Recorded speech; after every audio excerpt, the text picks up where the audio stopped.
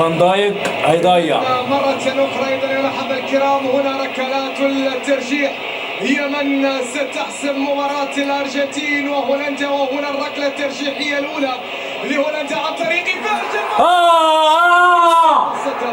إيميليانو مارتينيز يتصدى لأولى الركلات الترجيحية الهولندية.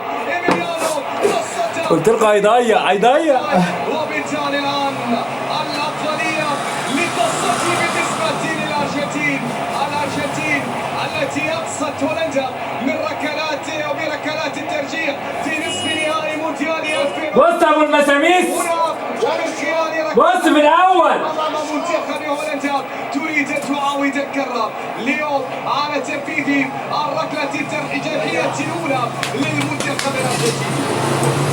الان بالنسبه للارجنتينيين اليوم على تنفيذ يلا يا ليو، حارس المرمى الحارس نوفيرت. اليوم يلا نوفيرت في اولى يلا يا ميسي ترجيح لمنتخب الارجنتين. هنا ليو بوم في المرمى حط ارضيه بكل هدوء، روعة ليستشهد اولى الركلات الترجيحيه لمصلحه المنتخب الارجنتيني. الارجنتين ركله، هولندا لا شيء. الارجنتين واحد، هولندا لا شيء. هذا الذي يحدث هنا في الساد لوسيل يا الاحبه الكرام. فيرخاوس على تنفيذ الركله الترجيحيه الثانيه لهولندا. إيميليانو مارتينيز يسعد، فيرخاوس لهولندا. إيميليانو يسعد، إيميليانو يسعد، برا فيرخاوس برا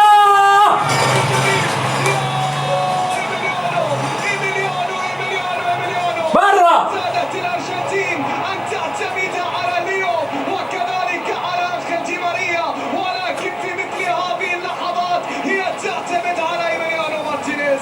نعم تعتمد الأرجنتين في هذه اللحظات على إيميليانو مارتينيز. يتصدى لكرة فيرخاوس ويتصدى للركلة الترجيحية الثانية لهولندا. هنا ركلة ترجيحية، شاهد التصدي وشاهد الصد وشاهد ردة الفعل وشاهد الفرحة. ولدينا هنا باريدس على تنفيذ الركلة الترجيحية الثانية للأرجنتين. هيبروزها جوه الجول. ثاني ركلات الترجيح لمنتخب الأرجنتين. باريدس على التنفيذ أمام الحارس نوفيرت. هنا باريدس يا ولد يسجلها بنجاح. ينجح باريدس ويضع الأرجنتين في المقدمة، بل يعزز تقدم الأرجنتين. نعم يعزز تقدم الأرجنتين. الأرجنتين ركلتان، هولندا لا شيء. الأرجنتين 2، هولندا لا شيء. هذا الذي يحدث هنا، هذا الذي يجري هنا في الساد لوسيل يا أحبة الكرام. هولندا هل تدير لها الكرة ظهرها مثلما أدارت لها ظهرها في مونديال 2014؟ هناك إيميليانو مارتينيز الآن هو صورة الأرجنتين بعد اليوم. هذا الحارس الذي ذكرت بأنه كان القطعة الناقصة في الأرجنتين على مدار السنوات. ركلة ترجيحية هولندية. كوبلينرز على تنفيذ كوبلينرز والتسديد وينجح لاعب المنتخب الهولندي. أخيرا بلسان حال الهولنديين ينجح هنا اللاعب كوبلينرز في إحراز الركلة الترجيحية الأولى لمنتخب هولندا. ركلتان الأرجنتين، ركلة ناجحة لهولندا. الركلة الترجيحية الثالثة للمنتخب الأرجنتيني. الركلة الترجيحية الثالثة للمنتخب الأرجنتيني. لدينا هنا على تنفيذ مونتن. هل يضع الركلة الترجيحية الثالثة بنجاح أم أن نوفيرت يتصدى؟ مونتل على تنفيذ الأرجنتين. وهنا مونتل يا سلام وضعها بشكل رائع. هذه الدموع، وأي دموع هي دموع معانقة حلم بالنسبة لكل الأرجنتين، واستمرار حلم. نعم استمرار حلم، وما أجمل الأحلام أن تستمر. هكذا يقول الأرجنتيني وهكذا تقول أساطير الأرجنتين. هنا ركلة ترجيحية ثالثة الآن. إيميليانو لو تصدى الأرجنتين إلى مربع الذهب. إيميليانو لو تصدى الأرجنتين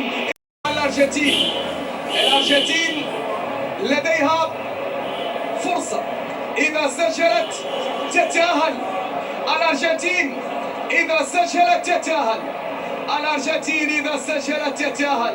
هنا الركلة الترجيحية للمنتخب الأرجنتيني، الركلة الترجيحية عن طريق إنزو فرنانديز. كل الأرجنتين خلفه وكل هولندا خلف حارس المرمى الحارس روبرت إنزو فرنانديز. هل يحمل الأرجنتين إلى مربع الذهب؟ إنزو أمام روبرت، إنزو أمام روبرت، اللقطة الحاسمة، الكرة الحاسمة، إنزو ضاعت كرة إنزو، ضاعت كرة الأرجنتين وكرة إنزو في اللقطة الماضية. هذا الأرجنتيني لا يصدق، هذا الأرجنتيني يدعو ويتلو، وذاك الأرجنتيني لا يصدق. ولكن هناك فرصتان للأرجنتين، هناك فرصتان للأرجنتين، فرصة التصدي وفرصة التسجيل، فرصة التصدي وفرصة التسجيل. ولدينا هنا لوك ديونغ، مصطفى عجازة، لوك ديونغ أمام إيميليانو، لوك ديونغ ينجح نعم بنفس طريقة ميسي في التنفيذ، سجلها يمينية لوك ديونغ، وبالتالي هولندا تسجل الركلة الترجيحية الثالثة. 3-3، لكن هناك فرصة للأرجنتين. لوتارو مارتينيز، كيف هو الضغط، الحق مين؟ كيف هو الضغط على لوتارو، يا خرابي متراكم مع ما حدث في المباراة. حط لنا ده هيموتنا، ده هيموتنا. مارتينيز يريد أن يصالح كل الجماهير الأرجنتينية. لوتارو مارتينيز وكرة الأمل وكرة الحلم، لوتارو مارتينيز وكرة أمل الأرجنتين. لوتارو أمام حارس المرمى.